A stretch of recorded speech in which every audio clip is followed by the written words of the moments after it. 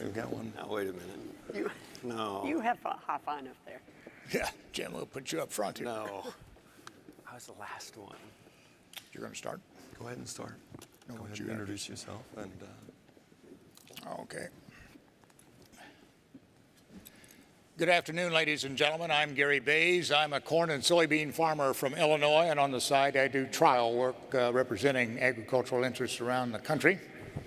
And we're going to be talking about water, sustainability, farm bill, how do we talk about the issues confronting us in agriculture, and also how we explain to our city cousins, in the middle of whom we are now sitting in the city, and all around the rest of the country, how do we convince them that we are doing the good job we all think we are doing? And secondly, how do we improve what it is we are doing? And at this point, I'd like to introduce each of the panel members and let them spend a minute or two or three about their backgrounds. Jim Reese, Secretary of Agriculture, Oklahoma. Thank you. I want to first thank Bruce for the Ag Summit and actually how it began. Secretary Perdue mentioned the getting involved, making public officials know what we think, and you actually called the presidential candidates and asked them to all come to your party and interview them, and that changes things. And that was a significant effort, challenge, risk, and while we weren't here, we didn't participate in it. You got this little special thing here in Iowa in the caucus. We all got to see it. We all got to see what the responses were to agricultural questions, and we appreciate what you did in that. We're an inland state, so we don't have the Chesapeake Bay, we don't have the Gulf of Mexico, we don't have, even though we are a watershed, the Mississippi River, we don't have the oceans, but we do have 55,000 miles of shoreline. Now, that's USGS numbers, and I really can't believe them myself. So we previously said we had 11,000 miles, and that reaches from Canada to Mexico around Florida. So regardless, we have a lot of water in the eastern part of our state. We have a lot of shoreline, and we have a lot of water.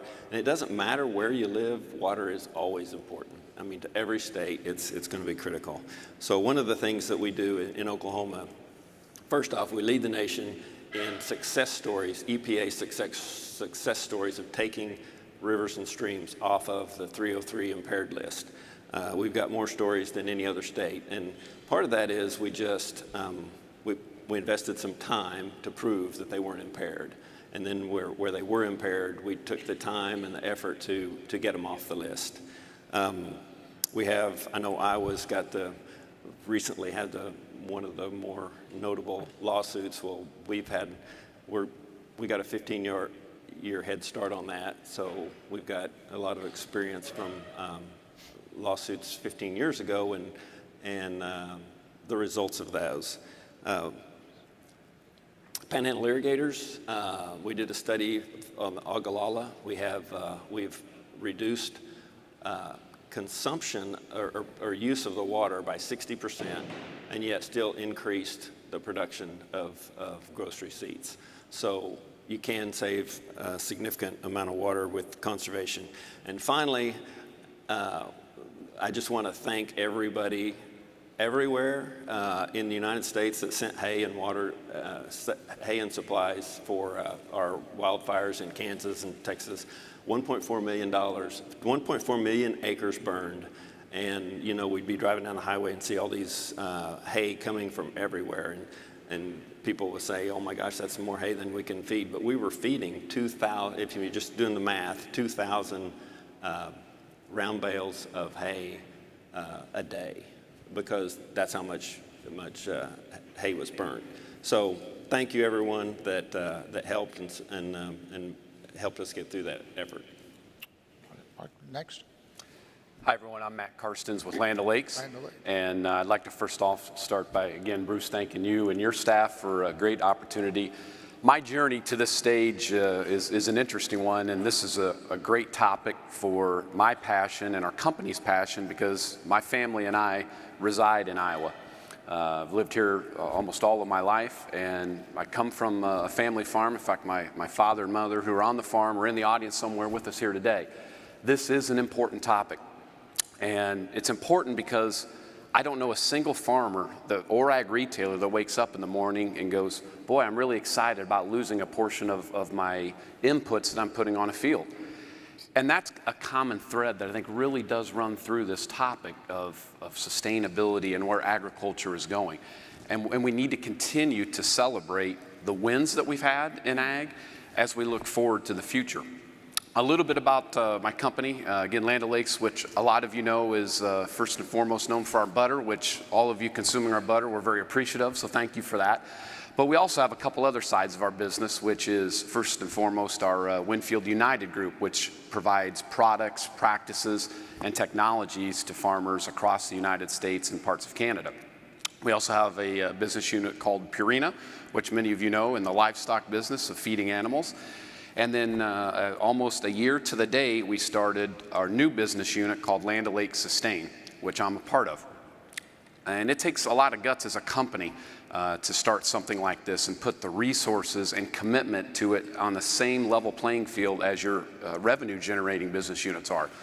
But it's absolutely the right thing to do because we have to take this topic to the next level. So what we do within Land O'Lakes Sustain is focus on two really simple things. First, helping educate and provide the right technologies, practices, and products to farmers through our ag retail network, which we have 59 ag retail cooperatives here in the state of Iowa. And we have 31 dairy farmers here in Iowa as well that we represent, as well as many other farmers. So we do need to take this to the next level and help educate and provide those tools that are available to farmers. The other thing we do within Land O'Lakes Sustain is connect farmers all the way through the channel to the consumer. And it's that missing link today. If you talk to farmers, this whole notion of what am I doing this for and why keeps coming up, and what does it matter what a consumer thinks? And we have to connect that consumer all the way back to the farmer and help educate this process that we're going through. So that's a big project that we work on within Land O'Lakes Sustain, and we're enjoyed being here, and thanks for the honor and opportunity to sit in this panel. Well, we wouldn't be a full panel if we didn't have someone from Iowa State in this group. So, Richard. Hey, thank you. Is Wendy still here? I couldn't. She's my boss. That's yes, right, I see her right there. Yes. And I'm guessing she's listening. Name is Rick Cruse. I'm on the faculty in the Department of Agronomy, professor, director of the Iowa Water Center, past president of the National Institute for Water Resources, and all that's probably not near as important as 5 granddaughters and a good relationship with them, and being self-proclaimed the world's second best fisherman. If I had the money or guts right now, I'd be farming, but I don't have enough of either, and it takes a lot of both. The area that I work is dominantly in soil erosion and conservation, and typically the thought and the science pretty much directs if you keep soil in place, other things will follow, including water and water quality. Now, there's some exceptions with the nitrogen component. We can talk about that a little bit more. But we don't, at Iowa State, we don't sell butter, so we don't have a brand, and I wouldn't say football is the strongest brand, although that's getting better. So anyway, I also appreciate this opportunity, really do, and look forward to a lively discussion. Ann Robinson, wonderful group here in Iowa, draws a fair amount of controversy from some time. So Ann, the floor is yours. Ann Robinson, and I work for the Iowa Environmental Council. But my heroes in my life through my career in conservation have been my farmer father and grandfather, who had diverse crop and livestock farms in Missouri and southeast Iowa. And we still have, I still am a part owner of my family farm that's been in my family for more than 150 years. And so I believe in agriculture, and I also believe that conservation is just the basis for the future of agriculture, and the basis of strong, vital rural communities like Craig Hill was talking about today for as part of the Farm Bureau's mission. It was very exciting to hear so much agreement in the conversation already today from the earlier speakers about the Farm Bill and conservation, the importance of conservation programs to farmers and agriculture.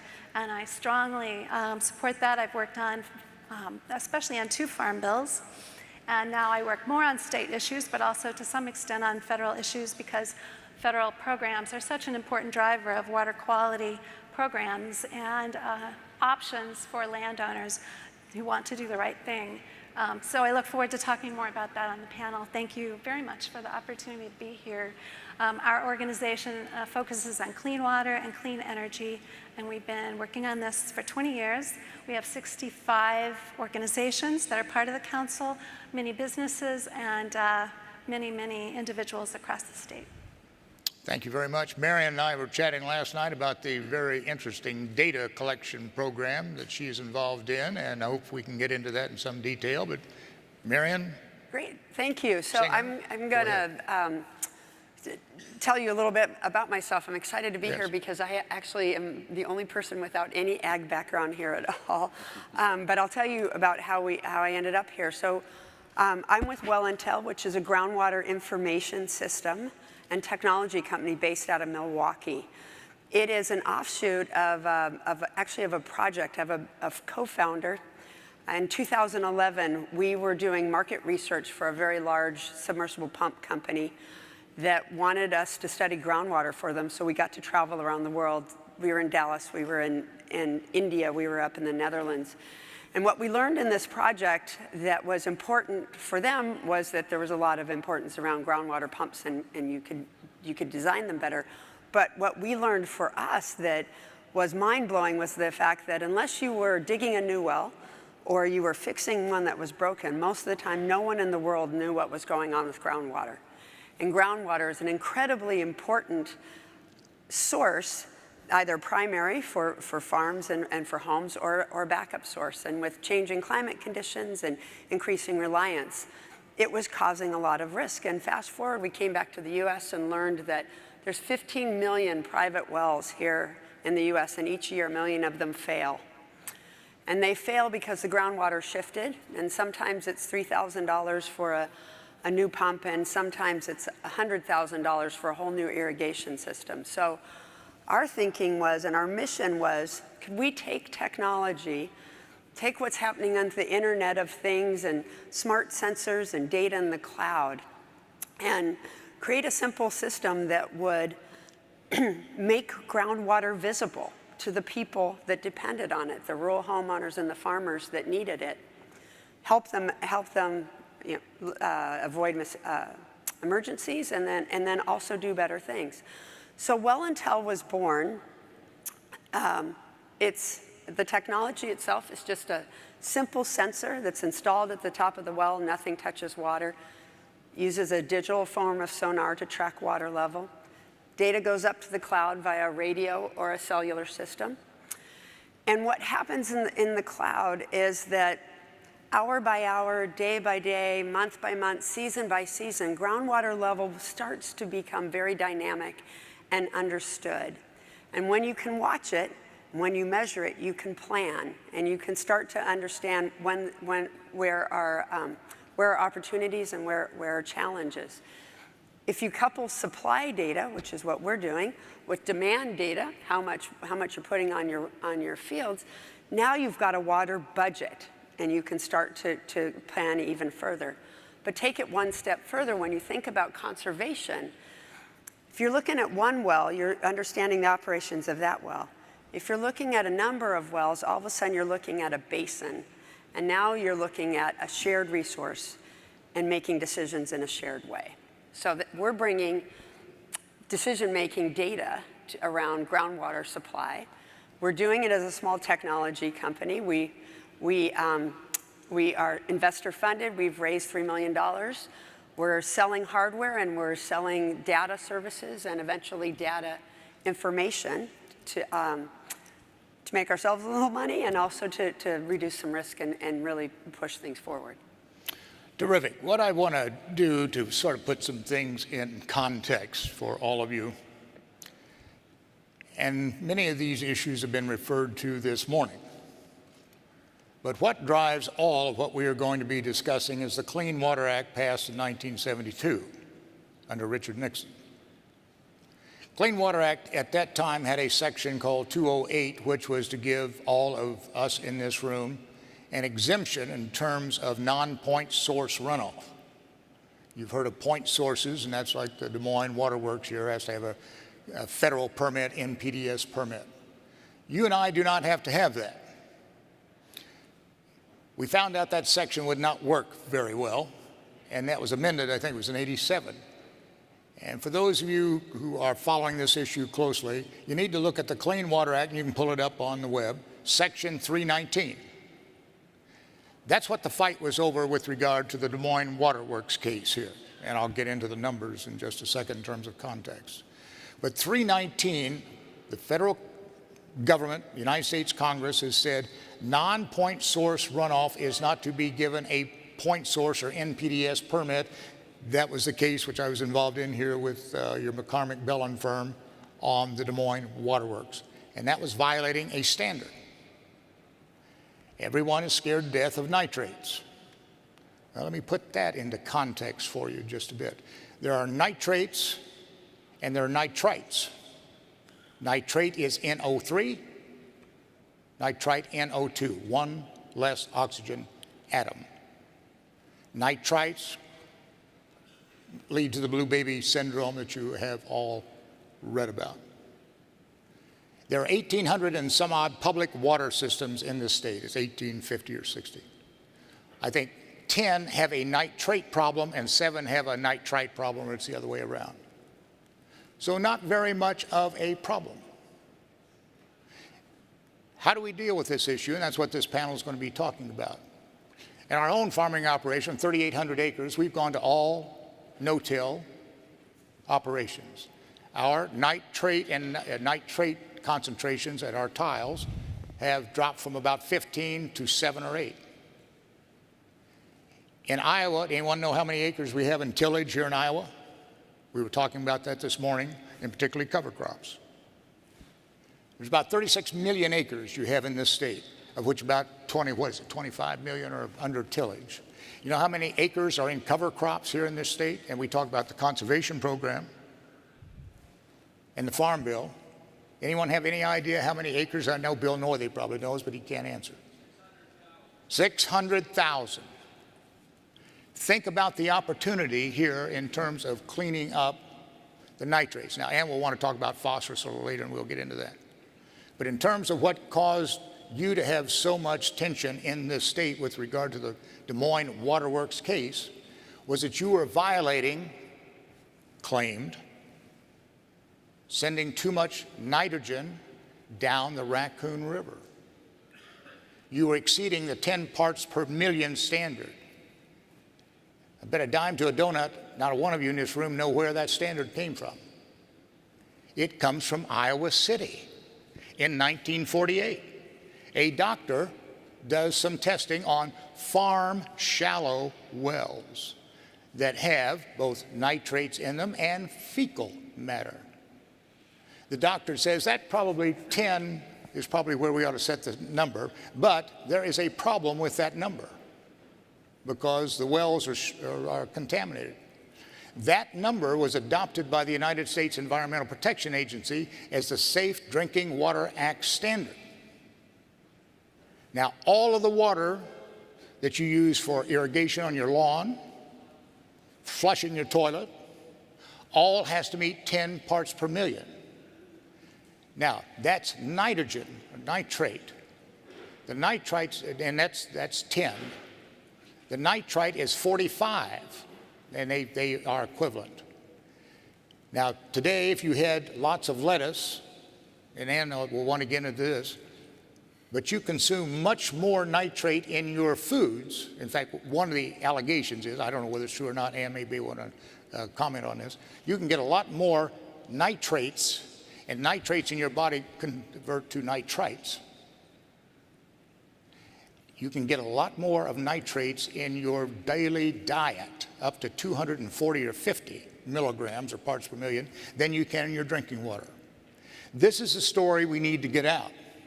We in agriculture have problems, don't get me wrong. I'm not giving excuses. But we have to know the context and framework. One, the Clean Water Act. What are we dealing with here? Nitrates. How does that fit into the context of everyday life? So on the basis of that context, Jim, what else do you need to do in Oklahoma to protect water quality? Because you were right in the middle of a lawsuit involving Tyson's Food, not you, but your predecessors, that caused enormous angst among agriculture, and particularly the poultry industry in your state. Well, I think that's exactly true. People tag on to any little, you can get on a TV show or a talk radio and say whatever you want. No one really questions what you say. I mean, that's just true. There's a number of examples of that. So that's what we did with some of the Illinois River is, people always blame it on agriculture. So we had Grand Lake, we had E. coli in Terracocci, shut down a beach. Actually, it wasn't all agriculture that was getting the blame. It was agriculture and possibly septic tanks because they knew it was coming down the stream. It just had to be. So we checked the DNA on it, and it was geese.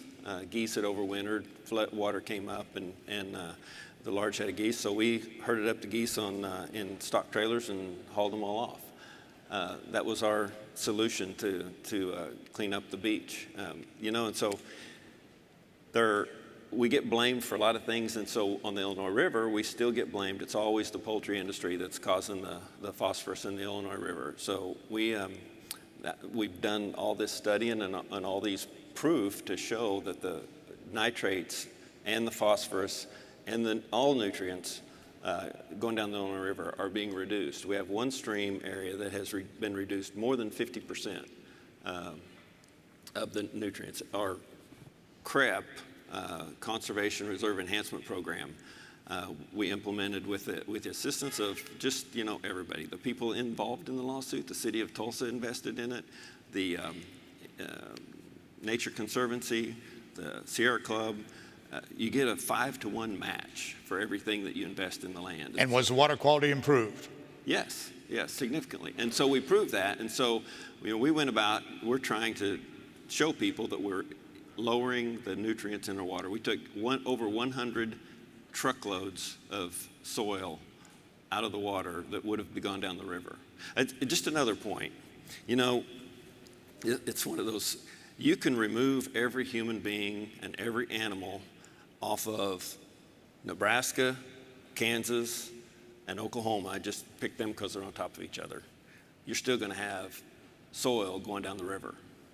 So, that's why, what we do, there's soil going down the river, but we're actually protecting it by a lot of the things that we do. Right. And I'm going to turn to you. What do you think is not being done that ought to be done in terms of improving water quality coming off of non-point sources, which is agriculture by and large?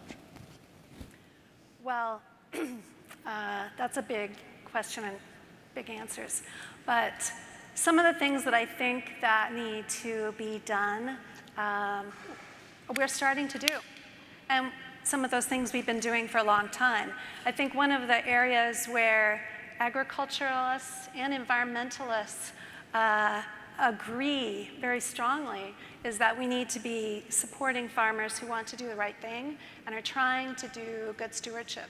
And the Farm Bill programs, conservation programs, are a good example of that.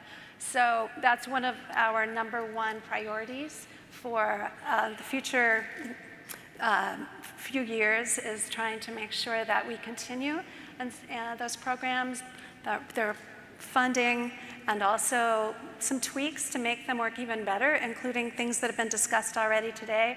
We support better targeting marginal lands, the Conservation Reserve Program to marginal lands, and we think that we can gain better bang for our buck, both for the environment and for helping agriculture.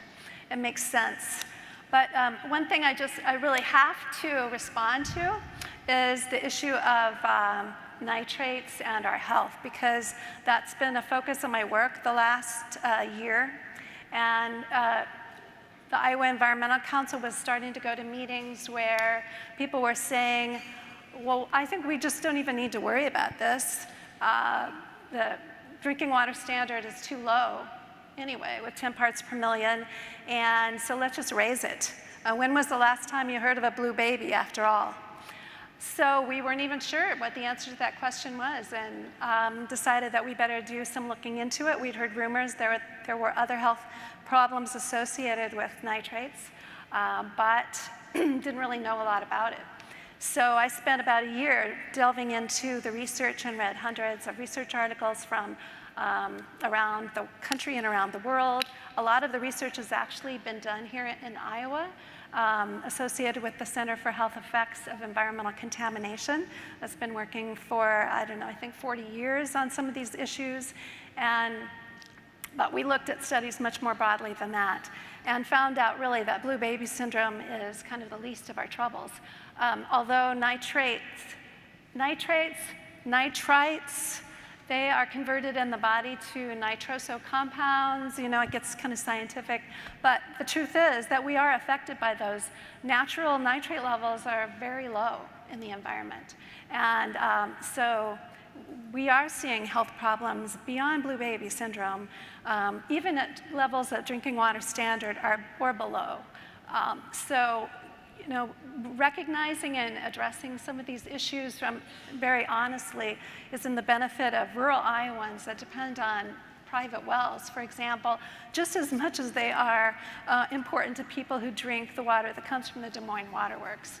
So, and they relate to birth defects, cancers, thyroid problems. So that's one thing that I think we need to all be better informed about.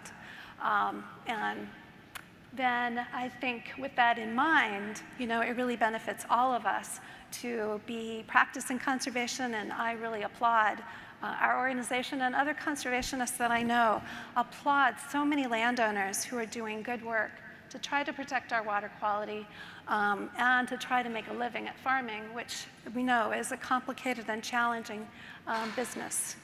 And one of the things that we think really is needed to be done if we're going to make strides beyond tweaking our fertilizer management, a lot of that has already been done, you know, very positively by farmers.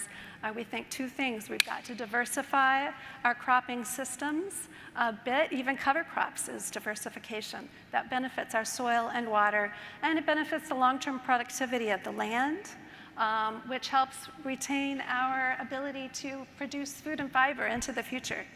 And the second thing is we really have to empower consumers. So thank you very much, Land O'Lakes and Sustain, for being one of the companies that is supporting the supply chain movement to give consumers good information to make decisions based on their values and what they think is important to them, if they think that's health, if they think it's stewardship and water quality, and also to give incentives to farmers who are interested in working in that direction.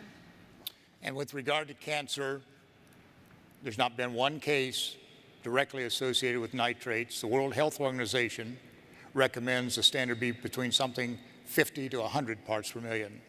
That's why I told you that the study, it's on 10, and I would disagree on this. But this is the kind of information that you need to understand and defending yourselves.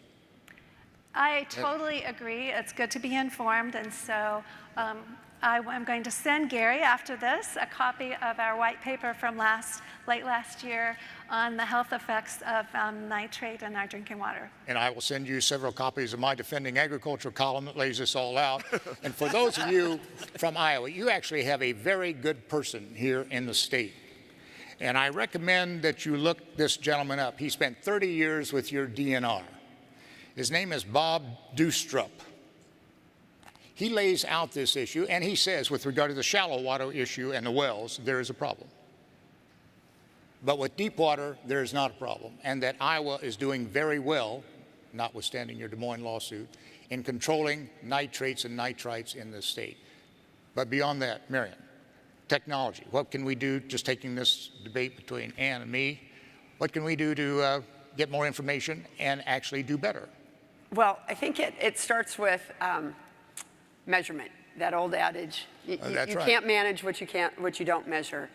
And it's not just us in monitoring how much water is there, but there is a whole world of Internet of Things companies and startups that are creating sensors that go out in the middle of fields and aggregate data to the cloud to start to do more of this in a real-time way. And I think that's, I'm not an expert on nitrates and nitrates by any stretch of the imagination, but I think that this opportunity that we have with technology and gosh, all the things that we can do with it and sensors that we can put out and turn on all the time to be able to start monitoring real time, catch things as they happen, but even if we can't catch them exactly as they happen, analyze them in greater detail and be able to take action, I think is really critical. Richard, follow up on that. What's the most important thing Iowa State can do here, you and Wendy and the rest of your crew? Well, I don't know about Iowa State, but the number one culprit is our dependency upon continuous row cropping systems in the state on soils that are organic matter rich, loaded in nitrogen, and we're dealing with a volatile weather system.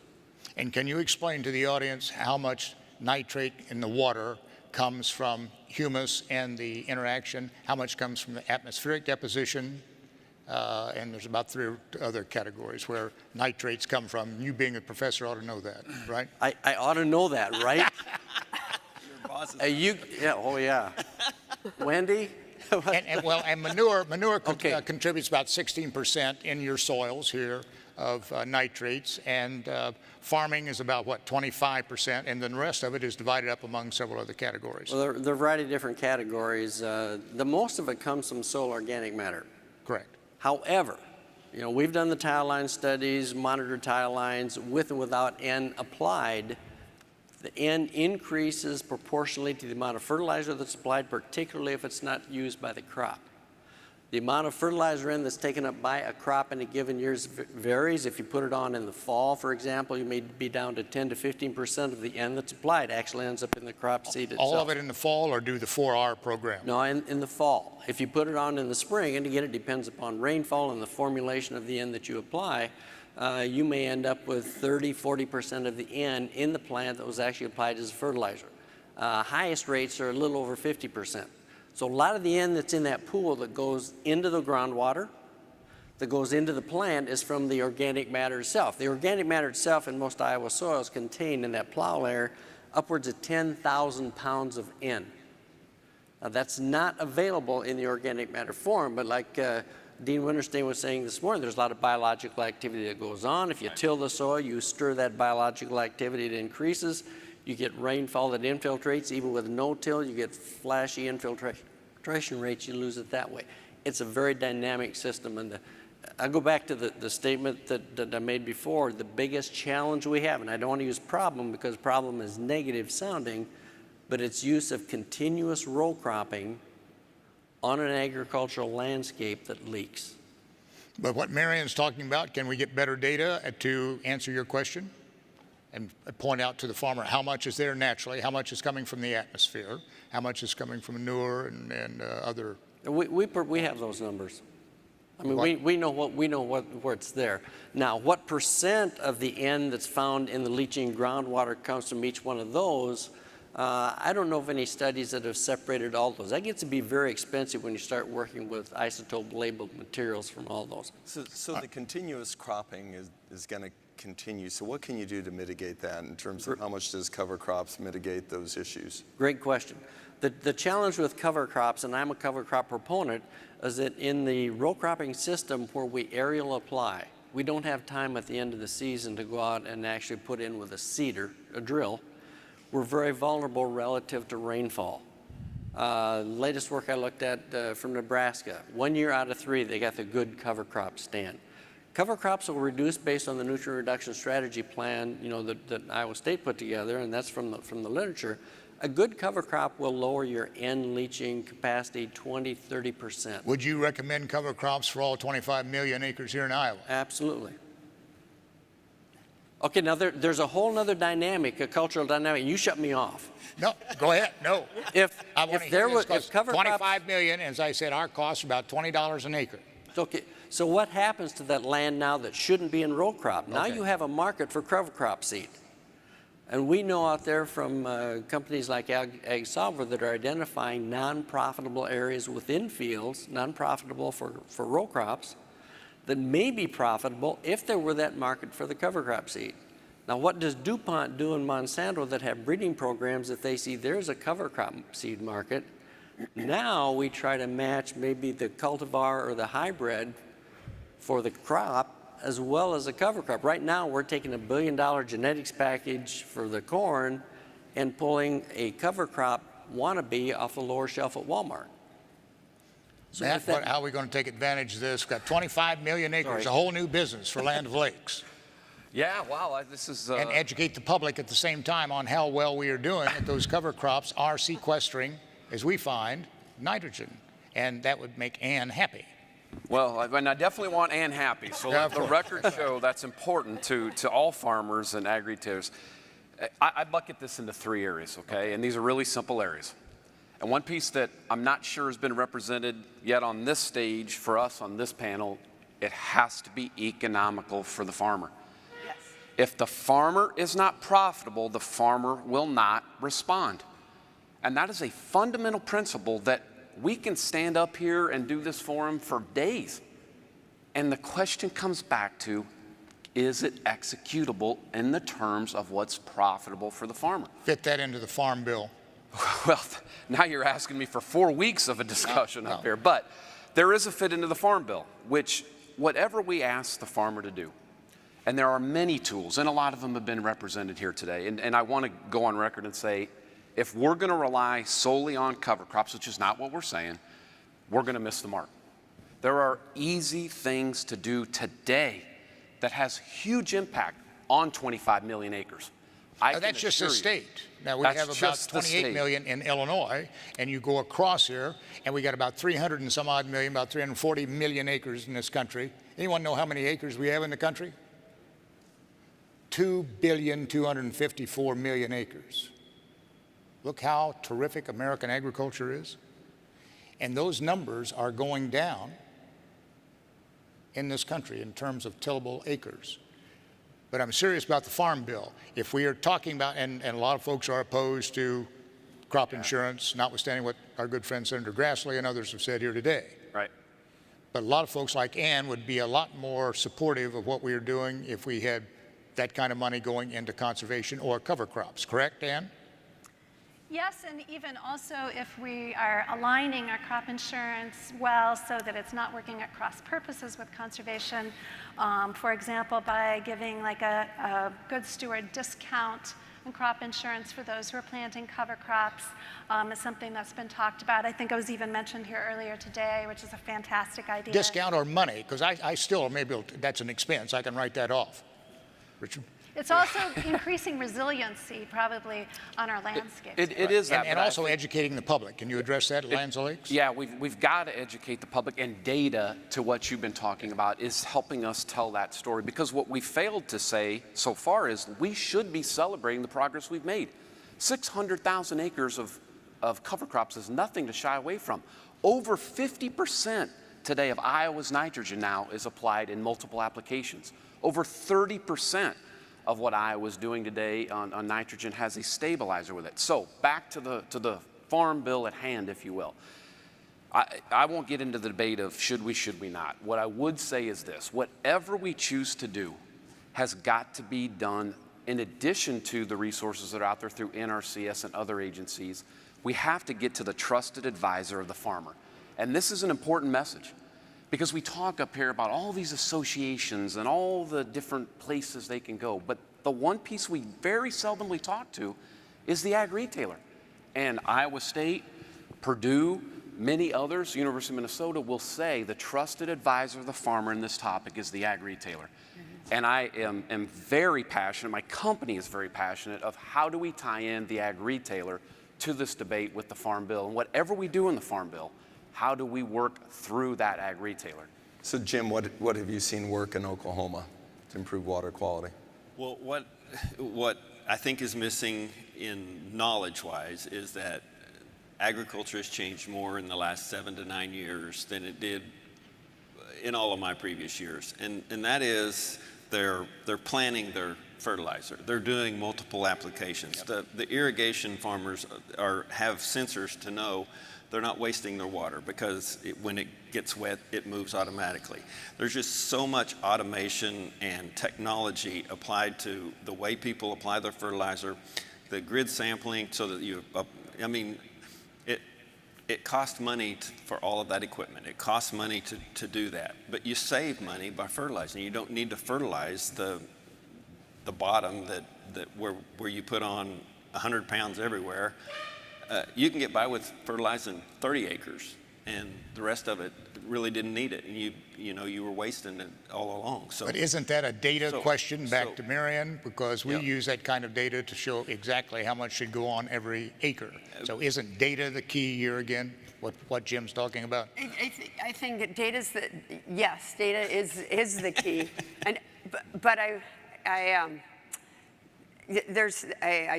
kind of want to talk back to what Matt had said. Data is the key for management, but data also is the key for understanding and building awareness, which is what I think that we're talking about here. Because what I've heard all day today, but what I've heard even before, because we've been in the ag community for a couple of years now, is that there's a tremendous amount of progress being made by farmers, and there is tremendous land stewardship that's happened, and there is reduction in pollutants, and there's all this that's going on. And the challenge that I see is that data tends to be siloed into special groups that have it, and then everybody else is kind of looking in and doesn't really understand. And so what I wonder about with Matt and what you're doing is how do you break data down in a way that it's not just operational management better, but it actually is informing people so that everybody's on this, on that same page. One of the things that we're doing just with Wellntel is we do community groundwater networks, which means that a community buys 30 of them, has volunteers to volunteer to put them on there around, and then.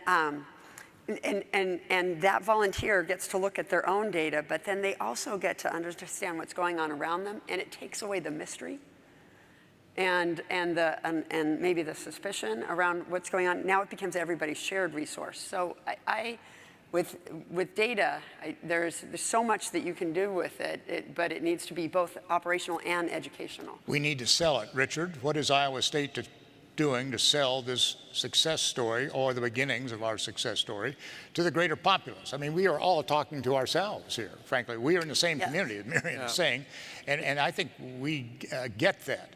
Right. But the folks around here, I don't think get it. So what is Iowa State doing to educate its citizens? Well, I would say more the state of Iowa rather than Iowa State, in that we're building communities within watershed projects. Okay. And it gives us an opportunity in the watershed management authorities, as an example, where you bring the urban and the rural together to solve a common problem. We know scientifically what to do. Not that we can't make more advances, but the real challenge is the social, cultural, and economic component. How about the Des Moines Register?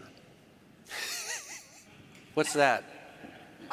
But I've submitted a couple of editorials to the Des Moines Register, if you're here, about some of these facts that I was talking about earlier. And they don't come from me. They come from your IDNR, or your Iowa Department of Natural Resources. I can't seem to get the Des Moines Register to publish that. Can you? Or Iowa State? Because we have to reach the greater audience, it seems to me, about our story. That's outside my wheelhouse. Do what? That's outside my wheelhouse. Agreed. If I make some real flamboyant statement, not yours, though. Land O'Lakes. No, it's not, and it goes back to the points that we're being. Or Jim. It always comes back to Land O'Lakes somehow, but we are taking the time to tell the story. What we're missing today, to your question, is there isn't the plethora of data to really help tell the story. And we do have to start using better tools to get that from the farmer. And there starts the journey, okay? First, we're asking farmers to open up their playbook and share. And that meets a little bit of resistance today. But as we start aggregating it, protecting it, and you know very well there's a lot of systems to do that today. I just came this week from a meeting that had General Mills and Unilever, Pepsi, Walmart and us at the same table talking about data. And how are we going to start putting this together and getting it, our story, in front of that consumer? Because that's what we're here for.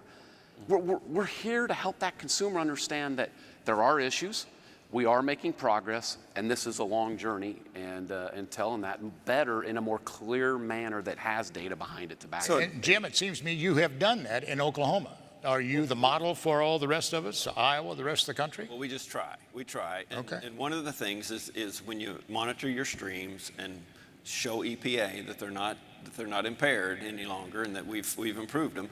You know, you told me about your filter strips. I mean, how many people have done filter strips? If you've got put in 400 miles or 1,000 miles of filter strips in the last 10 years, you should be telling people you've done that. So as you think about that, Jim, and a question for the panel, do you think it's appropriate for farmers to enroll in government subsidy programs and federal crop insurance if they don't participate in conservation programs? Yes, I think they should. So not exactly sure. I think you asked it exactly the same way. I'm not sure the Farm Bill panel understood the question exactly, or I'm the one standing out that doesn't understand it. But one of the great things about America is land ownership. I mean, and one example, and so I don't think that we should tie farm payments to conservation practices. And the reason is, one reason is because conservation practices change. I was at an EPA panel one time. It was the Interior Department, and they were trying to save the lesser prairie chicken in western Oklahoma. And one old farmer got up, and I'm going to mess up this story completely, but he said, you know, the government told us of the Homestead Act that we all had to live out in the panhandle, and then they told us that we should all be planting wheat, and they gave us cheap wheat seed, and we were planting wheat and plowing all over ground, caused the Dust Bowl. Then they told us to plant red cedar for cedar belt for windbreaks. The red cedars are a noxious weed to us. And so are you sure you're right about the greater prairie chicken now? Because, you know, I no-till. My dad doesn't. For the first 3 years, I think most no-tillers experience this. He outproduced me every year, and it was costing me money every year. And until I could prove that I actually could grow a crop on the same thing, I thought I wasn't sure it was the right thing to do. And so you're saying that for me to participate, I have to be no-till, or no? Okay, to participate, I have to have a cover crop, or no, to participate, I have to have a filter strip. And I just, you know, I think I own my land, and I should be able to make the decisions. And I understand that you've got absentee landowners that don't take care of their land, and I'm not totally, you know, that, okay, you own land, you can do whatever you want with it, but it is one of the great things about America. It is, and for all of us, you don't have to accept government payments if you choose to not do that. And so that goes to my first statement about, okay, so why should taxpayers invest in me farming? Number one, because we supply food for the world, and we have the cheapest food in the world. If you don't want cheap food, then you can cut all the payments. Secondly, if you eliminate all the people and all the animals and everything, you're still going to have soil erosion. So we are taking care of their land for them. We're taking care of a lot of resource that we're cleaning up their water in so many cases. And so, you know, You don't think a little incentive is not helpful? I do and think you want to jump in that's on what this? I think. I would love to. That's what I think. CSP, EQIP, a lot of NRCS, they'll pay. The CREP program will pay 5 to 1 for everything you invest. And instead of suing us, they should put their money into that 5 to 1 exchange. But if we have governmental goals that are good for society, why should I, as a farm owner, have to pay for all that if I'm benefiting society as a whole? Ann, jump in. Well, I'm not sure which question I'm exactly responding to. Respond here, to Take a pick. Respond to Jim. But I will say that, of course, we strongly support conservation compliance. And, but we are not saying that farmers should have to adopt a certain practice to be in compliance, but they have to meet a certain level of conservation performance based on a conservation plan that's tailored to their farm enterprise, that's tailored to their soil conditions, that's tailored to their slopes, that's tailored to how close they are to a waterway, a water of the US, because things are connected, whether we like to accept that or not.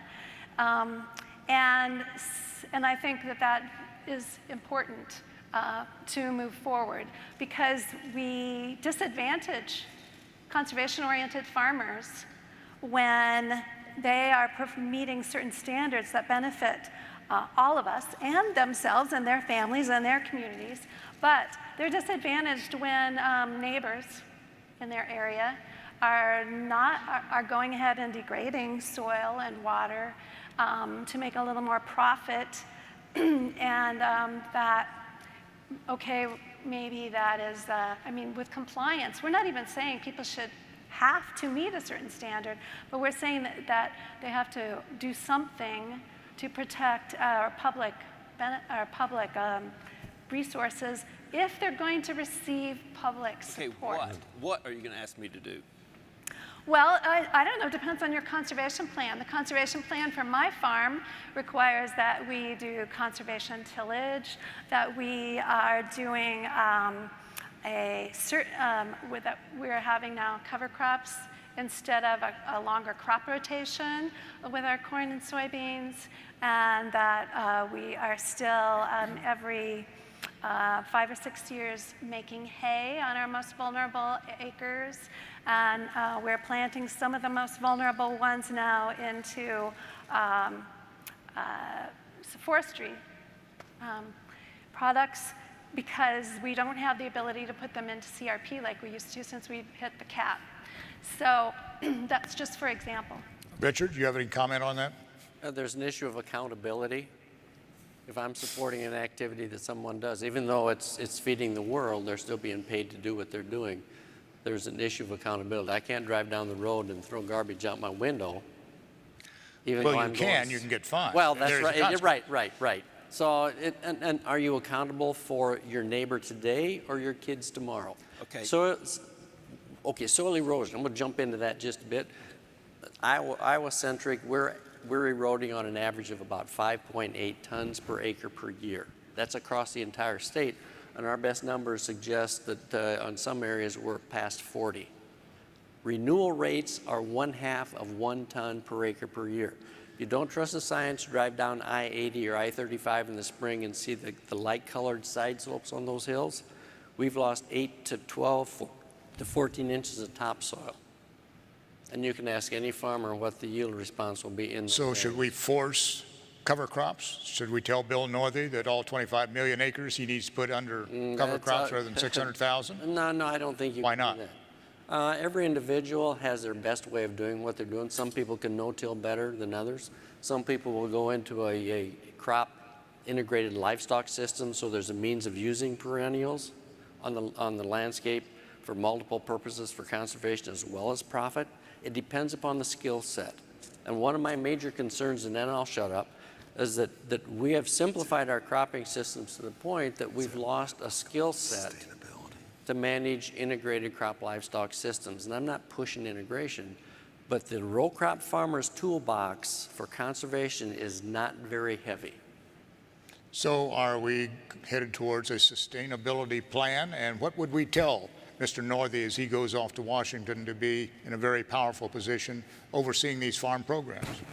Each one of you, what would be your advice to Bill Northey, who's sitting here in the audience? He's going to have a tremendous responsibility, assuming he's confirmed, and that there are a whole bunch of things there. He's got to get through all that. But what would you tell Bill Northey today, each one of you? Well, I'll take the first stab at it. I think first and foremost, there does need to be more funding, more effort put towards conservation. This is a tricky field that we're talking about here. It's agriculture. Every field's different. We're farming inch by inch today, not farm by farm or field by field. So we do need to help farmers with more information, more tools at their disposal, and to help them get into these, because we've said it. these aren't always economically beneficial. So how do we help pull that cord into that cycle and get there? And again, I must say, how do we get the ag retailer involved? That is where they're going to get their information, and we're cutting around them on these, and we need to go through the ag What are you retailer. going to tell Bill? He may be out Ag there. retail and more conservation, more funding, more efforts towards that effort of conservation, all the tools that are in the toolbox, not just cover crops, by Jim? the way. What do you tell Bill? Conservation incentives, EQIP, CSP, those are programs that help pay for some of the investment that is required to do some of the new technology. And the new technology is great. And then education, you know, there's still people out there that don't know what is available as far as precision farming and not spreading your fertilizer on top and putting it in the furrow. And you know, there's most people know that, but there's just new ways of doing things that save a lot of fertilizer, and so incentives to do that are good. Richard? Build capacity for conservation. Now that involves industry, it involves strengthening NRCS, maybe extension, but there's a private element of soil conservation that is out there now. There's industry, I mentioned one ag solver. There's another one, Agrin, out of Carroll, that privately has the software tools to work individually with farmers to move conservation forward. So building that capacity is going to be critical. Are you going to tell Bill, pay me $20 an acre for each acre I put in cover crops? Nah, that's outside my wheelhouse too. Why not? If every individual has to pay that $20, then Pay the farmer, because we are doing a societal good. Okay, there's a societal good, but what happens to the farmer economics? If every farmer has to make that payment, what happens to the land price? The land price comes down. I mean, there is no golden goose that's going to lay a golden egg. So the competitive nature between farmers should remain about the same.